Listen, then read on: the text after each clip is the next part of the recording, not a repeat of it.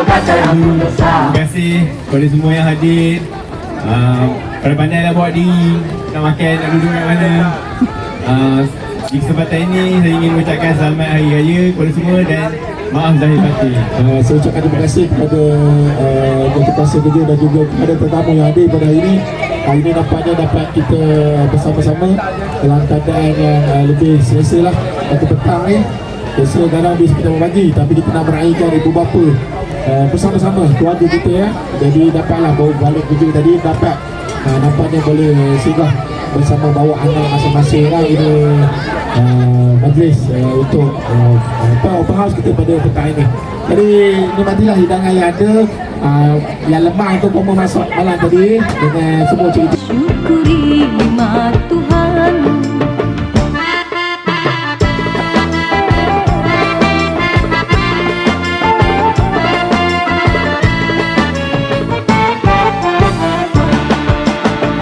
Hiasi diri indah, riangkan hati gundah, bersihkan jiwa sesuci lebaran, agar sempurna amalan berdoalah insan di pagi raya.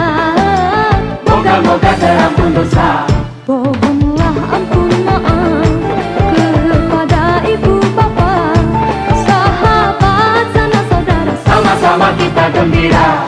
Bermesra tua muda, bantulah miskin hina, menyambut hari mulia, sama-sama kita gembira. Pohonlah ampun maaf kepada ibu bapa, sahabat sanak saudara, sama-sama kita gembira. Bermesra tua muda, bantulah miskin hina, menyambut hari mulia, sama-sama kita gembira.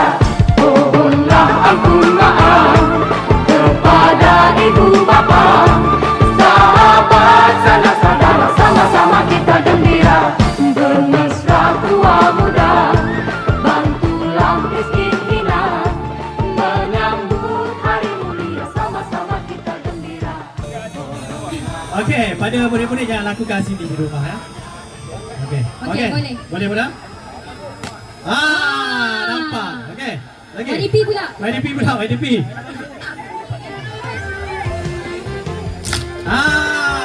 Dengar bunyi. Okey. Hebat, tepuk sikit. Okey, tepuk sikit. Tepuk banyak sikit lah, tak nak sikit. Tepuk banyak. Tepuklah banyak. Kita buat